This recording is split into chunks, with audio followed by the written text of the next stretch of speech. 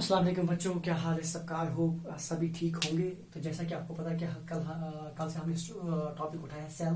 तो कल हमने आपको सेल के बारे में थोड़ा बहुत बताया था, प्लस सेल थ्योरी के बारे में आपको थोड़ा बहुत बताया था। तो आज हम सेल स्ट्रक्चर के बारे में आपको थोड़ा कुछ बताएंगे। तो जैसे कि सबको पता है कि जो भी लिविंग प्रोसेस होती है, सेल लिविंग फंक्शन होती है, वो हर एक सेल में होती है। तो जो सेल हैं वो खुद बहुत सारी पार्ट्स की बनी होती हैं, और प्लांट और एनिमल सेल्स एग्जैक्टली सेम नहीं होते हैं। तो प्लांट सेल में भी कुछ डिफर होता है, वो भी डिफर करती है प्लांट सेल से, या वो एनिमल सेल से डिफर करती है। तो यूजुअली जो अगर हम यहाँ जो कि आपके बुक पे दिया गया है, मैं आपको वही पढ़ाता हूँ जो आपके बुक पे दिया गया है, क्योंकि आपके लेवल की 8th की है, तो आपको उसी हिसाब से पढ़ाना है। प्लांट एंड एनिमल सेल्स है 3 पार्ट्स। अगर हम सेल स्ट्रक्चर की बात करें तो पहला पार्ट है सेल मेम्ब्रेन, दूसरा पार्ट है साइटोप्लाज्म एंड तीसरा पार्ट है न्यूक्लियस। तो न्यूक्लियस जो सेल मेम्ब्रेन है, सेल मेम्ब्रेन, उससे पहले हम साइटोप्लाज्म में आते हैं। साइटोप्लाज्म जो होता है वो सेल मेम्ब्रेन से लेके न्यूक्लियस तक फैला होता है, न्यूक्लियोप्लाज्म तक फैला होता है। और ये जो साइटोप्लाज्म और न्यूक्लियस, ये अंदर, ये इधर जो मैंने बनाई है डायग्राम बनाया, आप देखो यहाँ पे मैंने ये डायग्राम बनाया, ये आउटर कवरिंग जो है ये इधर है सेल मेम्ब्रेन है, और जो अंदर जो मैंने ये बनाया है ये है न्यूक्लियस है, न्यूक्लियस।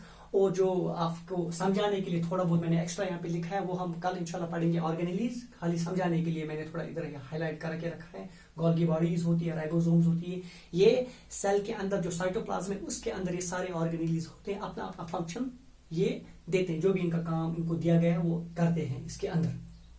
प्लस ये जो साइटोप्लाज्म और न्यूक्लियस पूरा अंदर सब कुछ मिला के ये बनाता है एक प्रोटोप्लाज्म बनाते हैं। प्रोटोप्लाज्म क्या होता है? ये लिक्विड वगैरह सारा कुछ अंदर जो मीडियम होता है वो सारा मिला के इसको कहते हैं प्रोटोप्लाज्म। प्रोटोप्लाज्म का तकरीबन यह जो मैंने यहाँ पे लिखा है 99% ऑफ द वेट किसका बना होता है? वो 4 एलिमेंट्स का बना होता है। जैसे कार्बन, मैंने ये केमिकल नेम इनको ऐसे ही लिखा है, इसलिए कार्बन होता है, या हाइड्रोजन होता है, नाइट्रोजन होता है, ऑक्सीजन होता है, और बाकी छोटे मिकदार में और कुछ इसमें एलिमेंट्स होते हैं, जैसे फास्फोरस होता है, सल्फर होता है और कैल्शियम होता है। और ये सारे एलिमेंट्स कंबाइन करके ये कुछ कंपाउंड्स बनाते हैं, लाइक कार्बोहाइड्रेट्स बनाते हैं, प्रोटीन्स बनाते हैं, फैट्स बनाते हैं, न्यूक्लिक एसिड्स बनाते हैं, जो हमारी जिंदगी के लिए बहुत जरूरी होते हैं, हमारी लाइफ प्रोसेस के लिए बहुत जरूरी होते हैं। चाहे हमारी ग्रोथ हो, चाहे रिप्रोडक्शन हो, चाहे कुछ भी हो एक्सेट्रा, उसके लिए ये सारा कुछ बहुत ही इंपॉर्टेंट होता है।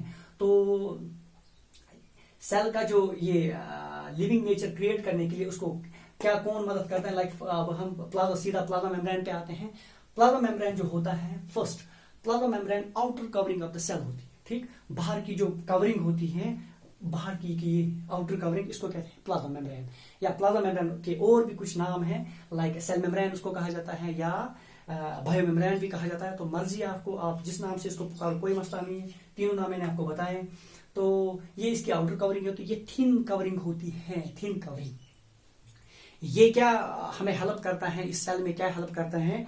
ये जो ये प्लाज्मा मेम्ब्रेन है, ये प्रोटेक्ट करता है सेल को, एक्सटर्नल इंजरी वगैरह कुछ मत होगा, एक्सटर्नल एनवायरनमेंट से प्रोटेक्ट करता है। प्लस ये सेल की शेप को मेंटेन रखता है, सेल की शेप को मेंटेन रखता है।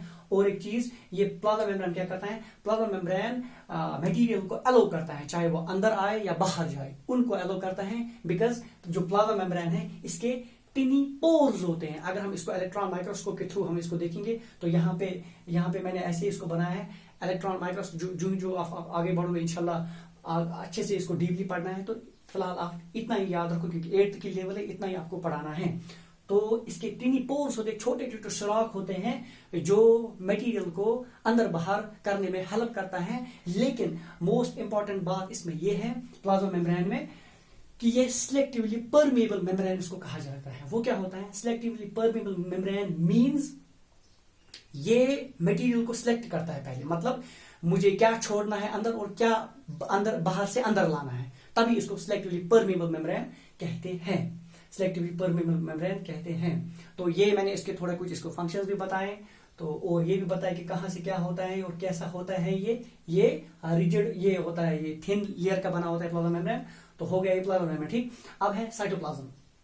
साइटोप्लाज्म जैसे मैंने आपको पहले ही बोला है, साइटोप्लाज्म प्लाज्मा मेम्ब्रेन के अंदर होता है और कहां तक होता है, न्यूक्लियस तक। अंदर जो जो खाली ये सारा ये जो बाहर अंदर की ये खाली स्पेस, ये सारा ये साइटोप्लाज्म है। साइटोप्लाज्म कुछ नहीं होता, ये गाढ़ा लिक्विड टाइप का अंदर होता है, जिसको हम आगे आप पढ़ोगे मैट्रिक्स जिसको कहते हैं। अंदर viscous fluid like jelly like substance होता है अंदर, इसके सेल के अंदर जेली लाइक सब्सटेंस।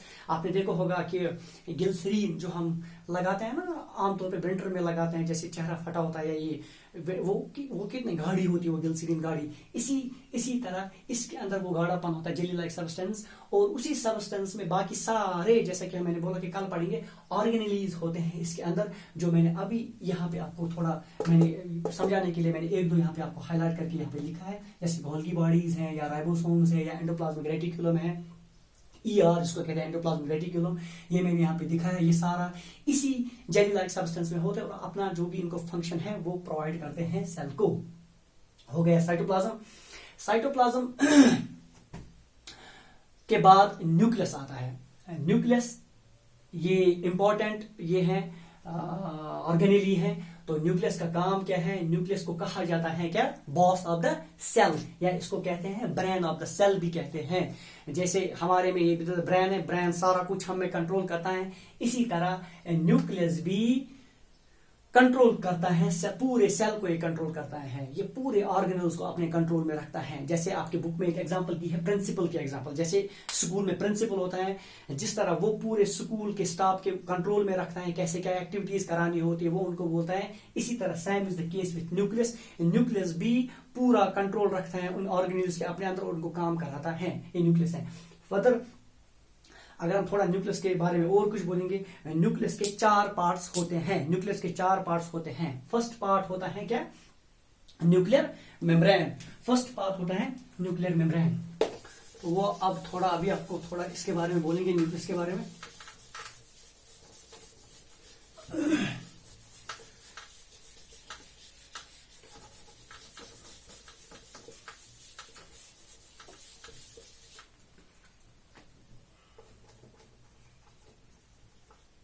इसके 4 पार्ट्स होते हैं, 4 पार्ट्स।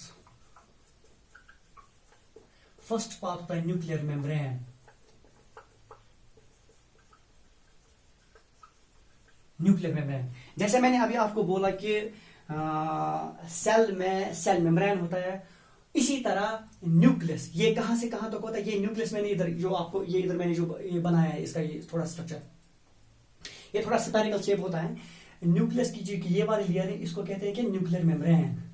मैं शॉर्ट में लिखूंगा न्यूक्लियर मेम्ब्रेन। न्यूक्लियर मेम्ब्रेन ये साइटोप्लाज्म से सेपरेट होती है। कहा, ये साइटोप्लाज्म इधर है, न्यूक्लियस को सेपरेट करता है न्यूक्लियर मेम्ब्रेन का, किससे, साइटोप्लाज्म से। ये यहां सारा अंदर, ये यहां से साइटोप्लाज्म है, ये न्यूक्लियर मेम्ब्रेन इस न्यूक्लियस को यहां से सेपरेट कराता है। इसकी भी वैसे ही फंक्शन है जैसे मैंने आपको बोला किसका, सेल मेम्ब्रेन का। सेल मेम्ब्रेन का भी वही फंक्शन है, टिनी पोर्स होते हैं, सिलेक्टिवली परमेबल मेम्ब्रेन है। Same is the case with nuclear membrane. ये भी वही फंक्शन इसको प्रोवाइड करता है न्यूक्लियस को। ये भी मटेरियल्स को अंदर बाहर छोड़ता है, जो भी इसको जरूरी मटेरियल अंदर छोड़ना है वो अंदर छोड़ता है, और जो भी मटेरियल इसको बाहर छोड़ना होता है वो उसको बाहर छोड़ता है थ्रू टिनी पोर्स। इसके छोटे छोटे सुराख इसको भी होते हैं। इसका दूसरा जो मैंने बोला है न्यूक्लियोप्लाज्म। न्यूक्लियोप्लाज्म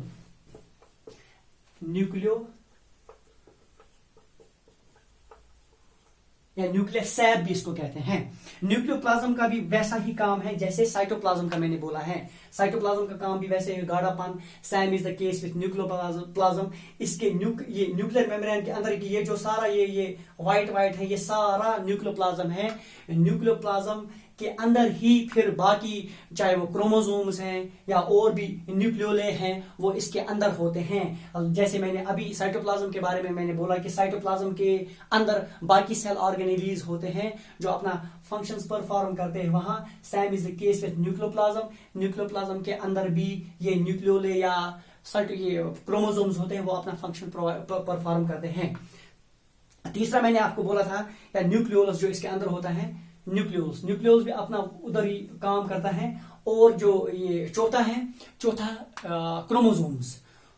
क्रोमोसोम्स भी मोस्ट इंपॉर्टेंट टॉपिक है। आगे जाके आपको डीपली पढ़ना है इसको। फिलहाल के लिए आप ये याद रखो कि जो ये क्रोमोसोम है,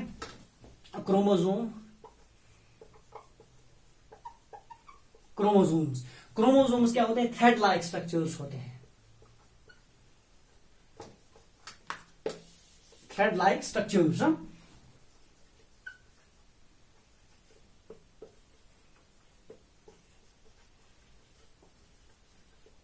थ्रेड लाइक ऐसे ऐसे ऐसे, जो मैंने इधर ये जो मैंने यहाँ पे बनाया है, ऐसे ऐसे ऐसे ऐसे ऐसे ऐसे ऐसे ऐसे होते हैं थ्रेड लाइक स्ट्रक्चर्स। धागा आपने देखा होगा, जैसे धागा, उसको धागे को ऐसे मरोड़ेंगे वगैरह, वैसे ही क्रोमोसोम्स होते हैं।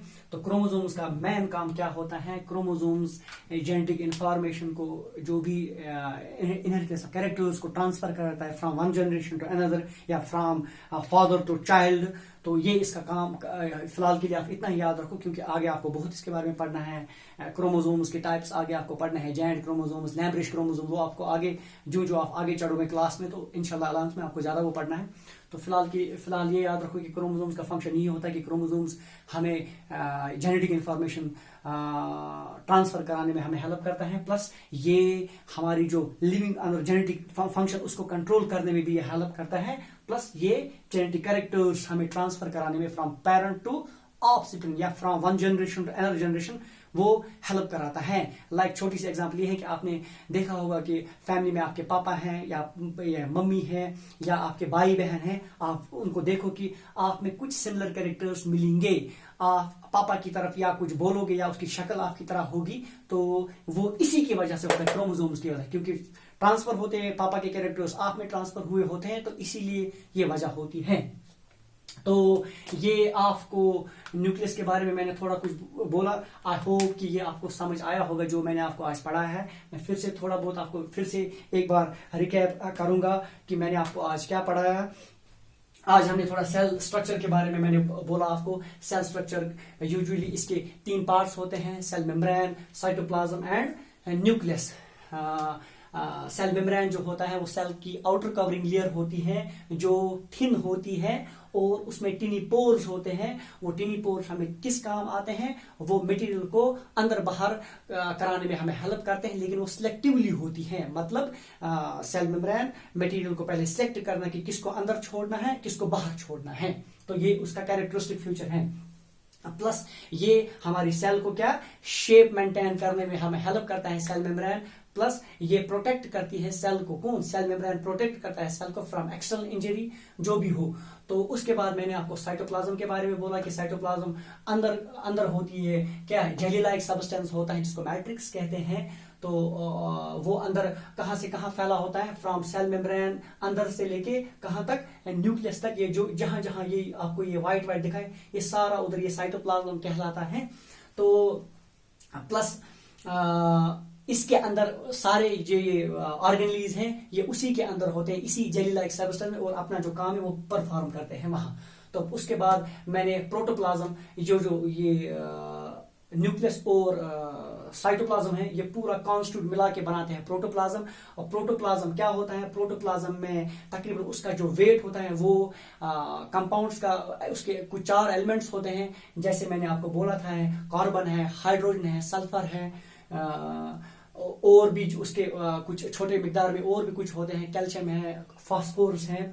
तो वो सारा कंबाइन करके हमें ये कंपाउंड्स बनाते हैं, जैसे water, proteins, fats, nucleic acids, जो हमारी लाइफ में, जो हमारी जिंदगी के लिए बहुत जरूरी है, हमारी ग्रोथ के लिए, हमारे रिप्रोडक्शन के लिए बहुत जरूरी होते हैं। तो ये प्रोटोप्लाज्म। उसके बाद मैंने आपको न्यूक्लियस बोला। न्यूक्लियस मैंने आपको बोला कि ये सेल के अंदर ही होता है, जैसे यहाँ पे मैंने बनाया है, सेल के अंदर ही होता है। ये न्यूक्लियस को सेपरेट कराता है साइटोप्लाज्म से, कौन?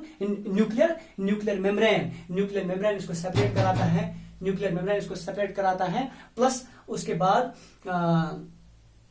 इसके 4 लेयर्स होती हैं न्यूक्लियस के।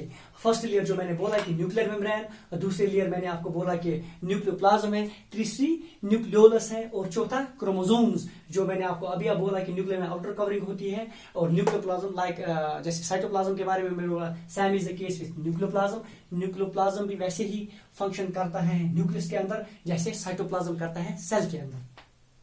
आप कंफ्यूजन नहीं होना कि इसके अपनी लेयर्स होते हैं और उसके अपनी लेयर्स होते हैं सेल की। और उसके बाद मैंने क्रोमोसोम्स के बारे में आपको बोला। क्रोमोसोम्स इसके न्यूक्लियस के, ये न्यूक्लियोप्लाज्म के अंदर होते हैं। ये थ्रेड लाइक स्ट्रक्चर्स होते हैं जो जेनेटिक इंफॉर्मेशन को ट्रांसफर कराने में हमें हेल्प करते हैं, ये फ्रॉम पेरेंट टू चाइल्ड या from one generation to another generation. तो ये कुछ था सेल स्ट्रक्चर के बारे में। आई होप कि आप बच्चों को समझ आया होगा। जिस बच्चे को भी कहीं भी कुछ क्वेरी लग रही होगी या किसी को समझ नहीं आया होगा, किसी को कंफ्यूजन होगा, वो ग्रुप में मैसेज करके या फोन करके कह सकते हैं कि सर हमें यहाँ पे समझ नहीं आया। तो इंशाल्लाह हम उसको फोन पे भी हम उसको अच्छे से फिर समझाएंगे। तो आई होप सबको समझ आया होगा। तो have a nice day. Allah Hafiz.